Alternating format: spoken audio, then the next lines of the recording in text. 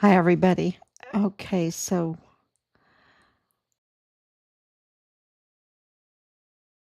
Friday, happy Friday. Oh, it's Saturday. We are burning the midnight oil. It's Saturday. It is September 27th, 2025 at 12:33 a.m. here. Um, so let's here in South Carolina. So let's see if everything looks like everything is going. And so we're at 1,883 days since Richard was forcibly removed from his barracks and taken to a soundproof room. His life was taken from him brutally. His remains were stolen. This all happened on Fort Bliss. He was dismembered and his body was trafficked. And that's why we want his remains. We want his remains. And that takes some work to get them. It takes some work. So, but we're getting closer, and a lot of developments have happened that are leaping us forward to getting that done. As you may have heard, the Department of War Secretary Pete Hegseth is bringing the generals, all the generals and admirals together. We are very generals and admirals top heavy. We have been saying that from the beginning of this. I was retaliated against because I said 44 four-star generals and admirals are really serving foreign and domestic enemies. I didn't have anything nice to say about them.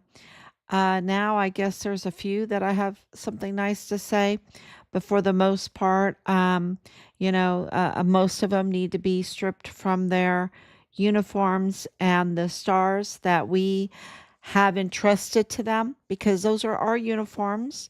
This is our military. Those are our stars. These are our benefits, our taxpayer money that grants them these benefits. And they have betrayed us. Many of them have betrayed us. Secretary of State Hegseth absolutely knows that. And that is being reported. And they have betrayed us, and many have committed treason. Absolutely. There's no there's no doubt. There's no doubt. Okay. It is absolutely has reached that level. And so, how he's going to deal in this atmosphere, a very weak, what Biden, what former presidents did to us.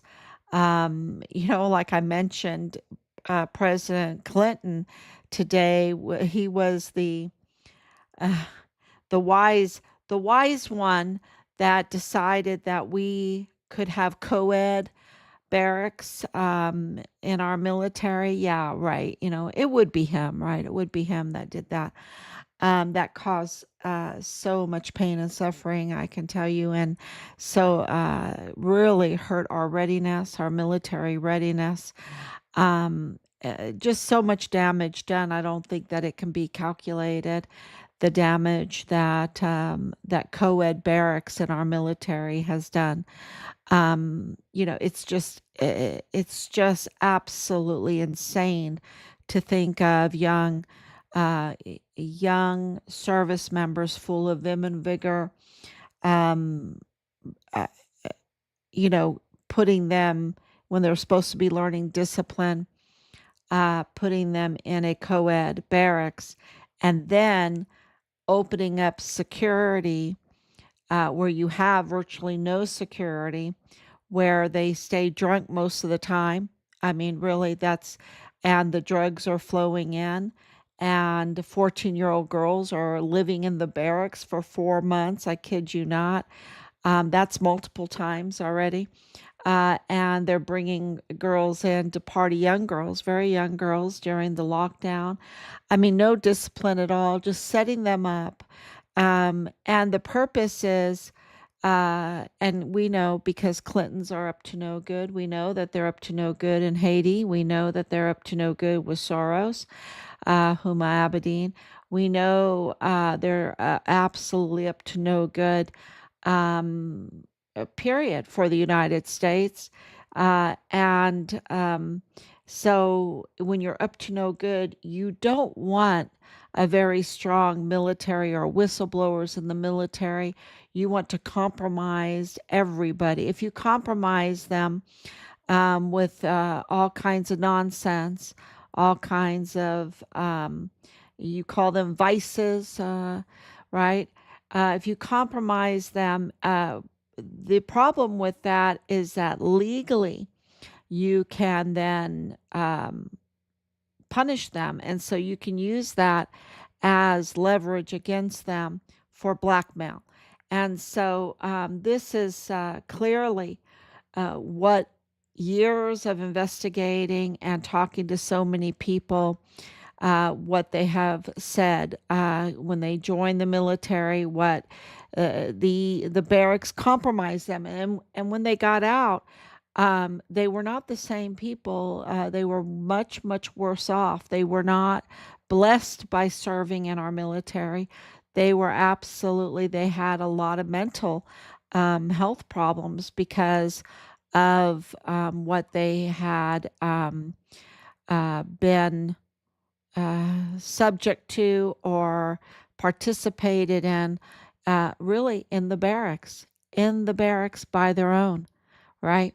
So this is, it's kind of like going to prison, right? Going to prison. But this is a volunteer military. And, I really think anybody is a jerk that thinks it's okay, thinks it's such a wise thing to do to put uh, our soldiers that are young in barracks, in co-ed barracks, and then let a lot of nonsense enter because they didn't secure their living area, and um, and then set them up for just the most rottenest thing, like Grenville Clarke, who is he, a sergeant there at Fort Hood. Fort Hood is, I know a lot about Fort Hood. I used to work in Killeen at a school at Peebles Elementary School. I was married on Fort Hood. Um, we had our first child in Killeen. I know a lot about Killeen. I know a lot about Fort Hood.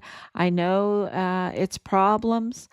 Um, and it just because of poor leadership, because of this co-ed, um, and of course I'm not blaming the co-ed barracks. I'm blaming the leadership that put that through. But you can tell what bad leadership does. It absolutely gives you the environment for a lot of bad things to happen that cause readiness to fail. And what do I mean by readiness? If you're in the army, if you're in the military, you absolutely know that you need to be ready at all times, right? And that readiness has failed. And anything that hurts readiness, army readiness, any kind of military readiness, that to act on a dime for our national security,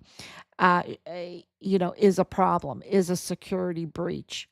I know that I'm just a wife, right? I'm just a wife of a 30-year veteran, but of course, the daughter of a 23-year veteran, of course, the mother of Richard Halliday, um, and I know what breaches in security, what kind of evil that can produce. And that breaches in security is also a total risk to uh, our national image, right? Our national image of strength. And we're suffering through that, um, that damage because Greville Clarke was allowed to be a predator for over 18 months in the barracks on Fort Hood, right? Starting, get this, March 21st. And I've been wanting to talk about this case, but the news has been absolutely so fast. And now he's in the news again because he is no longer alive. He was found unresponsive at Fort Leavenworth in his cell. He had gotten life and plus another 112 years on top of that. But he was allowed to be a predator, just like William Molinar is allowed to be a predator, just like Leilani Hart is allowed to be a predator, and the Hart family being a predator, and so many others. Um, in our son's case, right? This whole group that we have absolutely been reporting, they're allowed to be predators. And the worst type, the worst kinds of crimes against children. Fort Bliss, hundreds of thousands, you heard me right, hundreds of thousands of children were trafficked through Fort Bliss. And so this case with Greville Clarke is very serious because we cannot forget about Vanessa Guillen, what happened in 2020. Um, Soldiers were I mean, it was a brutal killing, absolutely a brutal killing. And they never meant to find her body, but God meant to find it. They did find the body, and it was a disaster. And there were real firings. It was really a just crazy, crazy aftermath after uh, finding Vanessa Guillen's body. That was at the beginning of July, okay, that they came out. And of course, that same month is when Richard was his life was brutally ended, and his body then was stolen, right? Dismembered and trafficked for profit. So, this is what was going on. And in March of 2021, they didn't have a handle on it. You're telling me that 44 four-star generals and all the flag officers, one officer in the military for 4 soldiers, could not handle securing the barracks where our soldiers need to go to sleep, need to go bathe, right? They couldn't handle that. And they allowed Greville Clarke to not just be a predator one time, but many times over 18 months, and did not get this, and did not tell anybody that there was a predator that they were allowing to wreak havoc, um,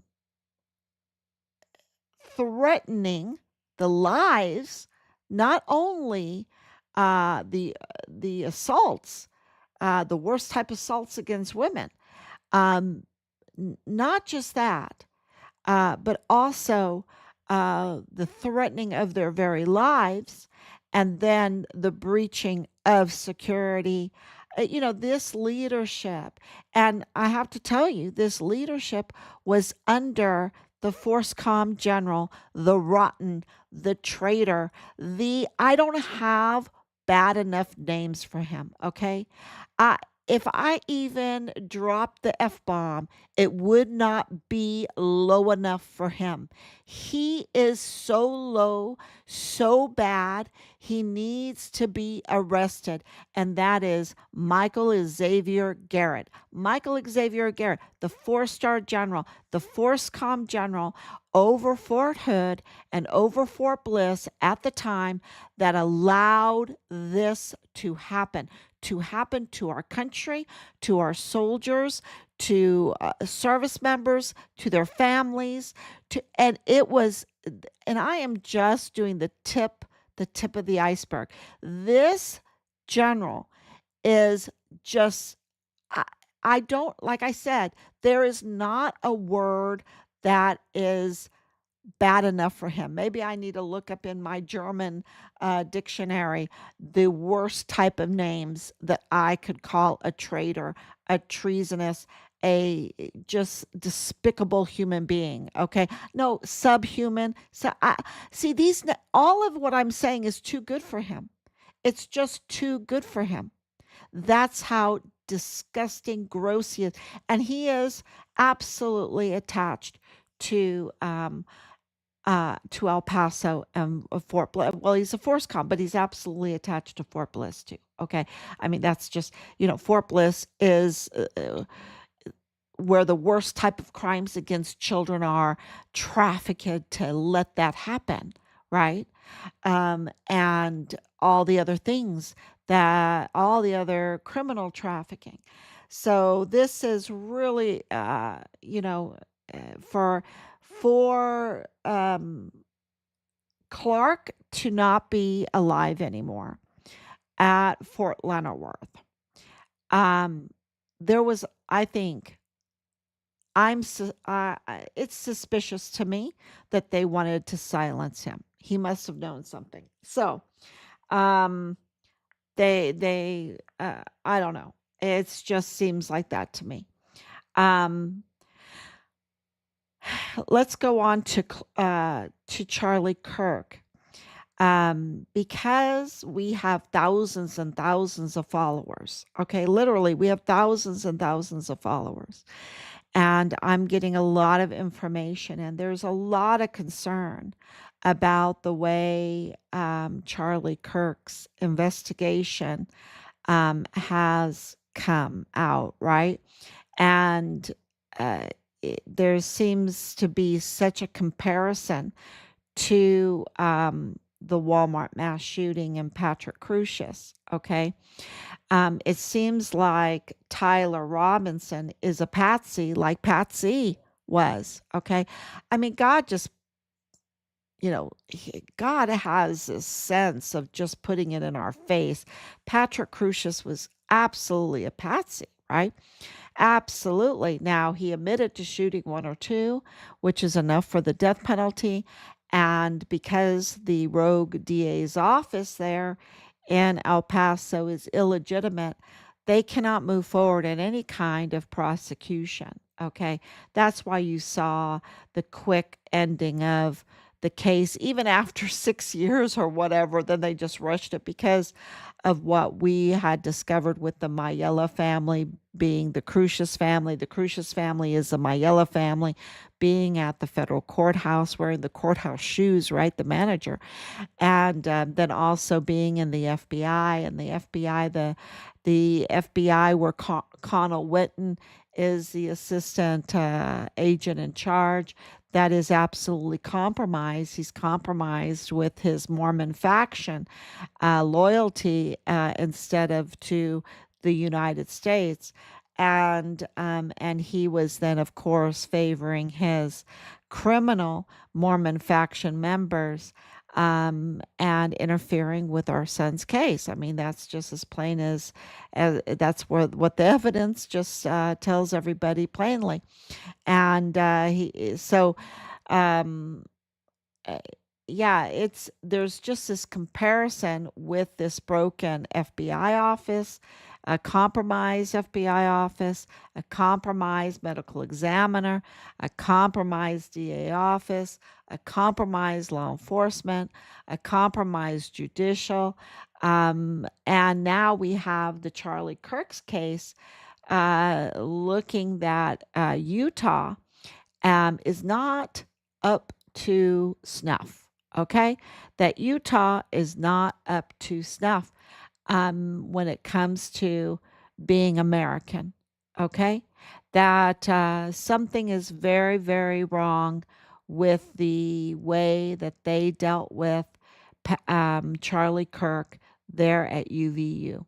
Uh, And why am I saying this? Because I'm getting sent so much that, you know, that Charlie Kirk did not have an autopsy. What the heck? Um, Look, it is required by law. Whether I like it or not, or request it or not, or the family requests it or not, it's required by law. And uh, to have that. This is this is not a natural death, right? This is absolutely a case where it is required. And to not have that, something is stinky. Then to not secure the crime scene, just like they didn't secure the crime scene um, for the Walmart mass shooting. It took 48 hours to secure the crime scene. They did not secure the crime scene there at UVU. Matter of fact, they went and got contractors to pave over the grass where Charlie Kirk sat. Can you believe it? They did not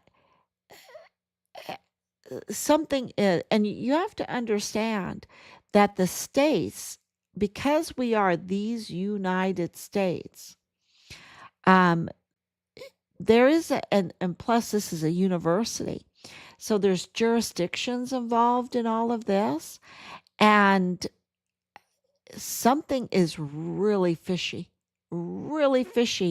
with how they're conducting um, this cover up. It's absolutely a cover up. There's no doubt in my mind. Um, because the evidence, and of course, my husband being a physician assistant, a lot of times an entry wound is so small um, that you have a hard time even finding it. Okay, it's the exit wound that is the damage. Okay, and if there a rifle was used, like they said, and he was hit from the front, like they said, something is very wrong there because uh, professionals say, no way, no way. His half his neck would have been gone. Okay. And that has been confirmed by, oh gosh, you know, a huge host of professional shooters and weaponaires, or what do you call them? The armsmen, or um, anyway, um, it's just I'm just delivering the news to you that something is very fishy, that the reports are all over the place. Um, the common denominator seems to be that post that I pointed about the sound, where the sound from many different recorders, uh, they were mathematically analyzed, and uh, there was uh, a spot, an intersection of those sounds. And those were behind and to the right of Charlie Kirk as where the sound came from, meaning where the gunshot came from, right? And what kind of caliber? Um, it seems to be very small. Okay, and then you have some wild theories, and these are all theories, and what they prove is that nobody believes the narrative. That's what I'm trying to say. And just like the Walmart mass shooting narrative was totally false, absurdly false, right? And it took seals and deals and gag orders and a media, complicit media, to cover up the real, what really happened at the Walmart mass shooting, right? And this seems like the same thing going on with Charlie Kirk. Seals and deals and probably gag orders are going to come. And look, they're even wanting for Tyler Robinson an appointed counsel. They want the money, the open checkbook, just like with Pat C. Um, so it's so many similarities, and the major similarity is that the narrative is so absurd, it just cannot be believed. And so we'll see what happens. We're keeping a close eye. We're getting told some just wild stories. And I'm sure you're getting told some wild stories about how this all happened. And of course, we need the forensics, we need the ballistics. And of course, we didn't get that from the Walmart mass shooting case. Even though we paid millions and millions of dollars for it, we didn't get it. And hopefully, with Charlie Kirk, we will. We will. So we'll see what happens. But of course, now we have the arrest of James Comey, rightfully so. We all know what a jerk, what a sleazebag. The President Trump is being very kind, calling James Comey a sleazebag because he is in the same he's in the same pea pod as Garrett. General Garrett, and uh, James Comey, they must have the same parents, They they must have the same, they must come from the same spawn. Maybe they don't have parents, the spawn, right, of evil, the spawn of evil, because both of them did so much harm to our country, and that's been confirmed. It's not a guess. And that he was indicted, that it must have taken I don't, it takes our case, we say, oh, 3,000 letters. It, to get that grand jury to even indict him on 2 counts, the amount of hard evidence must have been like Mount Everest. Okay. That's, that's what we've learned from our son's case. It is that you have to collect, collect, collect. You have to absolutely identify the crimes and document the crimes and file the crimes. And you can't just do it once. You have to do it a mountainous amount of time to move this wheel of justice, because the leadership and those that are in those positions are the criminals. So you've got to move the criminals to investigate the criminals. And James Comey is the director of the FBI, former director of the FBI. It must have taken a mountain like Mount Everest to get those 2 indictments. So he's a real sleazebag, y'all. He's a real sleazebag. If he got these indictments, and I would put him right there in the same box, category, whatever, however you want to, the spawn of Satan of Michael Xavier Garrett. Okay, just real sleazebags, sleazebags. So that is, and what does that say? That says that the FBI, sleazebaggy, really bad cop, um, are not immune, are not immune. That's what it says, that accountability is here, right? And so Colin Whetten, who is really another sleazebag, um, and you're going to hear more about him, okay? Because he's the assistant FBI agent in charge right there in El Paso. And now we have a new FBI special agent in charge, Jared Brown. And so we'll see if Jared Brown has the message that he needs to do his job, that he needs to run a an office that goes after bad guys, not going after innocent people by weaponizing the FBI like they did on January 6th. Um, and that came out too today, right? That they weaponized the FBI under Ray, right? Christopher Ray. Um, and yeah, he's yeah, hopefully he's next, Christopher Ray, because we have personal experience with him, and he's up to no good. Um, so you can't weaponize the FBI, to go after the innocent people, right? You need to go after the criminals, and and it's a real problem in El Paso. You just saw that with this probation given out to this worst type of crimes against children, with even the grooming of the children. William Molinar, right? He's the worst type of criminal. And he got probation. So you see that things are still upside down. And now with Comey being indicted, I think that it's starting to turn back. And so we have to work very, very hard to turn the justice system and the law enforcement system and our agencies right side up again. That's what we need to do. So, and you saw that it has been confirmed, and we saw it with our own eyes, y'all. We saw it with our own eyes.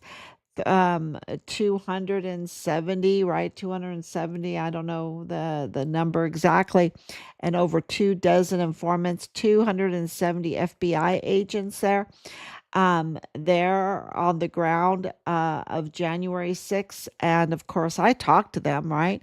And you can tell who's who, okay? Because you can tell the patriots there that are there to, root for President Trump. That's and it was such a cold day, right? And they were all great. And we were saying the Lord's Prayer, and we were singing patriotic songs, and we were waiting for the result. We were hoping that the vice president at the time, who's also a scumbag, would do the right thing and have a recount, just like they did with the Gore election. There were clear signs that there was tampering with the election. Now we know that it was stolen. We know that now. The evidence declares that. Now people don't want to admit that, but that's just the way it is, that it was stolen. And there needed to be a recount, and Pence didn't do that. He's a traitor. He's a scumbag like Comey and Garrett. He's in that scumbag traitor category. I don't think well, maybe he is as bad as Garrett. I mean, I guess I just know so much about Garrett and how his team weaponizes against innocent people. Yeah, yeah. He's a spawn of evil, really. He is. So, yeah, that is really a good development that Comey was arrested. It was a good message for our son's case, for law enforcement to start turning it right side up. That's upside down.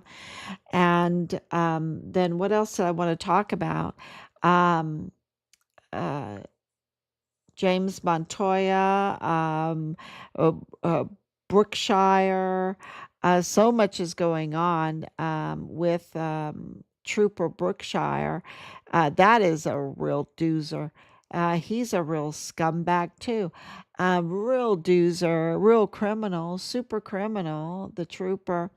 And the big thing that you need to know about Patrick Brookshire, the trooper, besides his wife being the family of the owners of Dreams Cabaret, where Leilani Hart was getting her mail, which is a huge, huge deal. But what you really need to know about him is that For years we've been pursued, targeted, and harassed and threatened, and just really, it's just been terrible, right? And we've reported these people, this group, okay, this group, and this group is still very active today. With all the nonsense, they absolutely need to be arrested.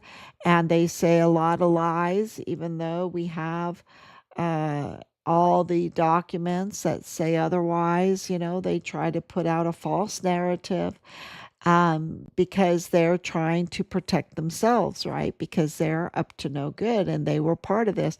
Well, he got online, and the things that he said, absolutely, he went after our son, Richard, and opining about Richard and his loss of life and everything. And the only one that would do that, especially a trooper, would be somebody that had enough information, had inside information. So, of course, we looked him up. And he's, pretty vile and vulgar individual. And not too smart, though. Not too smart, just vile and vulgar. And and, it turns out that when we were looking into him and filed a complaint, he started to delete the things that he put up, which is evidence tampering. Okay. He tampered with evidence. He knows better because he's a trooper. He's a DPS, a Department of Public Safety trooper, and he knows better. And he, instead of doing the right thing, right, or trying to backpedal, no, he joined the very group we had been reporting. He entered in the crime scene. That's what he did. He entered the crime scene and even started promoting the crime scene. Um, so this is really, he's so criminal. And that's what you need to know about that case going forward, because it is going to be a doozer. It's going to be, it's very bad for DPS. DPS with Jose Sanchez, the director, right, doing his frisky business with his honey trap, the honey trap with all the cars, hundreds of thousands of dollars worth of unexplained, lots of unexplained wealth. Okay, when you own a car that's worth like $300,000, just the care on that car, it costs a lot of money.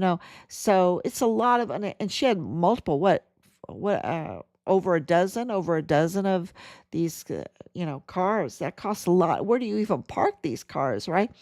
And half of them, like, I don't know if they exactly half, but I'm just saying half of them with disability veterans license plates on them. I mean, it's such a scam. It's absolutely such a scam and such a fraud. And the director, the Western District Director of Department of Public Safety, is doing frisky business on taxpayer time. He could do it in private, but this was taxpayer time. In the open, clearly, this is a big problem. It's a really big problem. I don't even know. Yeah, it's a big problem. So that's big news, and of course, um, the deaths that are so brazen in El Paso with these models. The modeling business and stuff like that in El Paso is very linked to cartels. We have that confirmed, and trafficking. So then of course, Mexican president Scheinbaum went to Juarez, Mexico, and the people of Chihuahua, that's the state that Juarez is in, they're not too happy with Mario Campos, and they let Scheinbaum know that they're not too happy at all. with her giggly and her, it's kind of like Veronica Escobar, Mirror, Mirror on the Wall, how beautiful, how fair am I? That's all she cares about, Maru Campos, when you have 400 rotting bodies with rats running through it and everything, and families still wanting to, have those identified because fraud was perpetrated on them and they want to know, since their urns are filled with just ground up rocks or mortar dust where their loved ones' bodies are. Mauro Campos is a Sinaloa cartel. She's part of the Chapitos um, um, faction of the Sinaloa cartel, part of this uh, rotting body recycling, trafficking, fraud scheme, and worse, right? And worse. And so the whole state that she's running is has been compromised, and we've have evidence and evidence. We're not just saying that. This is all backed and confirmed by um, loads of evidence. So yeah, we appreciate you coming on. We're getting closer and closer. And with these indictments, they're getting closer and closer. And with the generals, I think that what Secretary Hegseth, I'm hoping, I'm really praying that a lot of these generals will be let go. Because even if we're like, I know we're weak uh, right now, and the war is brewing because they're all like wanting to play the maggot right now, right? Act the maggot, we say in Ireland. All of these, Russia and China and all that, because um, there's no moral power there. They're just all acting the maggot, and that's how wars start brewing. They think they're empowered, that they could take land, that they could take other countries, that they could take power. And so this is, in our view, this is uh, what's going on. And um, even with that, you have to remember World War II, 7 generals, seven moral, strong generals like MacArthur and Patton, and they were just demanded discipline from the military in a welcoming way, right? In a welcoming way. You knew it was for national security. You knew it was for the betterment of yourself, of your family, and I'm not the biggest fan of World War II. I mean, how can I be the fan of World War II? I left my mother fatherless. And this is on the German side, right? On the German side, I know a lot about the German side and what, forced participation with a leader that you don't like, and you're forced to participate, and you give your life to something that you're forced to participate in. It's like this whole Ukraine thing. And, so that's why a volunteer military is so important, right? Um, so I'm not the biggest fan of World War II and the damage that it did to cities and structures and things like this. I mean, I just have my reasons. I don't like the way they did the war, but the uh, I was so happy to see the church in Dresden be rebuilt. Um, I just think there's better, but war is different today. It's more precise. It's not carpet bombs. I mean, think about Laos. Laos is the most carpet bombed. It is the most bombed country in the world, and people don't even know that. I mean, it was carpet bombed for weeks. I don't know what they were trying to get rid of there. I really don't. It's just, but you know, eh, it would be interesting to find out, but uh, this is, we don't want war. We don't want all of these drone wars and all of that. We want the only thing that's going to stop that, of course, is God's grace, but a very disciplined, morally, ethically disciplined military. And it doesn't take um, hundreds and hundreds of generals.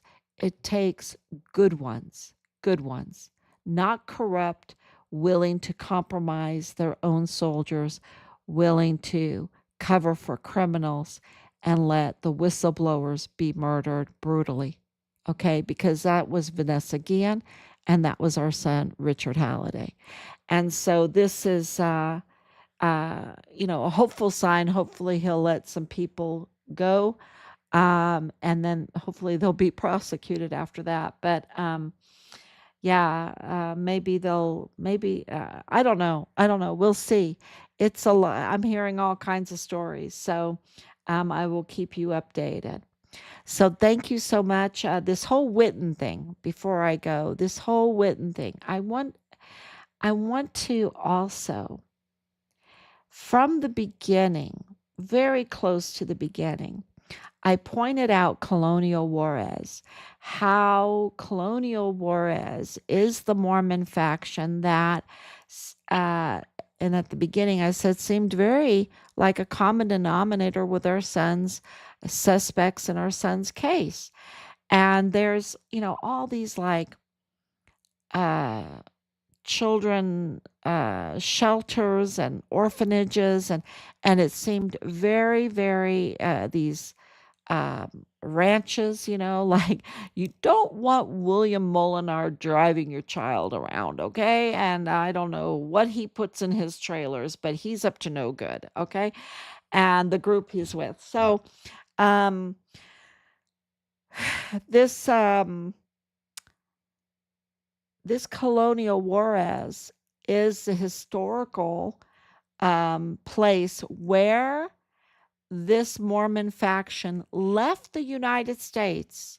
They left the United States and went to Mexico, to Colonial Juarez. It's a beautiful place there. That's where their temple is. That's where their big school is, where a lot of people from the United States send their children to school there. It's a boarding school, um, and they send them there.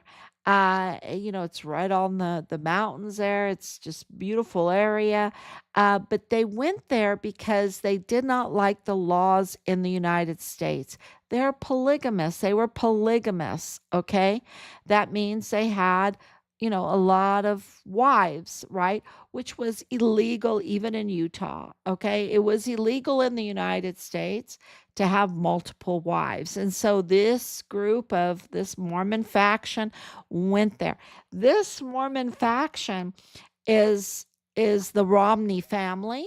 Okay, Mitt Romney, the Mitt Romney family, but it's also the Conal Whetten family. Okay, that's where they're coming. They have a dual citizen, right? They keep their American citizenship to take advantage of the United States, but they have no regard for the laws, and that explain because look, they left to thwart the law. They didn't want the law of the United States, and so and just a lot of nonsense has happened since, and it's pretty criminal. It's very criminal, but they, want all the benefits of the United States without having to evade the law, right? To evade the law. So this is important to understand where the loyalty is of this Mormon faction. It's not with the United States law. Okay. And that's what makes a country, right? The Constitution is what makes a country. The Constitution, and then you have your flag, you have your colors that represent the law, the country. It's defined in that Constitution, it's defined by its laws. And, if you have no respect for that, how can you be in the FBI unless you were trying to cover up for your faction and the criminality that it's doing? So this is why Leilani Hart was covered up, and she, of course, confessed to the worst type of crimes against children, and why Conal Whetten just covered for that, and why he has covered for so much other crime. And it even gets more and more interesting, and I'll let you know because it gets into this whole January 6th thing. So he has no respect for even the election laws, for uh, eh, eh, just for the United States and how it works. His loyalty is to his faction. His loyalty is to his faction that he descends from colonial Juarez in Chihuahua, Mexico. And yeah, so that is confirmed by all the evidence that we have had, and his own actions. His own actions are absolutely um, pretty traitorous. Is that a word? Traitorous. Um, so thank you so much. And I know that's a lot. All of these powerful people that that I, have to inform everybody about, because it's these powerful people that have put us in this situation where we can have this major war, right? That's the problem.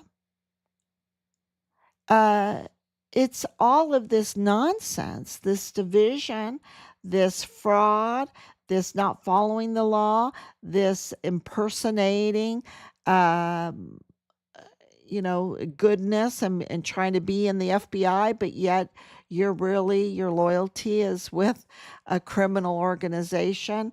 And it's very criminal over there. Um, eh, like I said, Chihuahua has been compromised. Okay.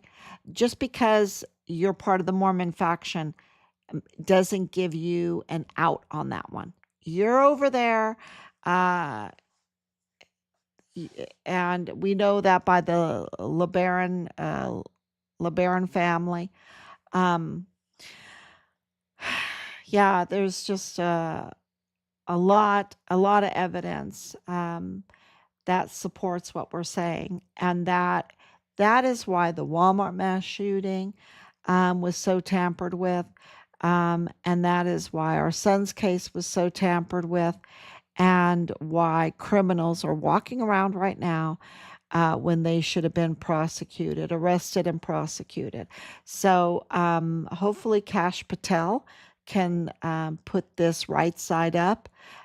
He needs to put it right side up, and taking John Morales out of the position, out of El Paso SAC office, the El Paso FBI field office, and replacing with Jared Brown. We'll see. We'll see. And then, of course, with FBI Director Comey being indicted, and hopefully Ray will be, and many more. And hopefully, this is the first of many.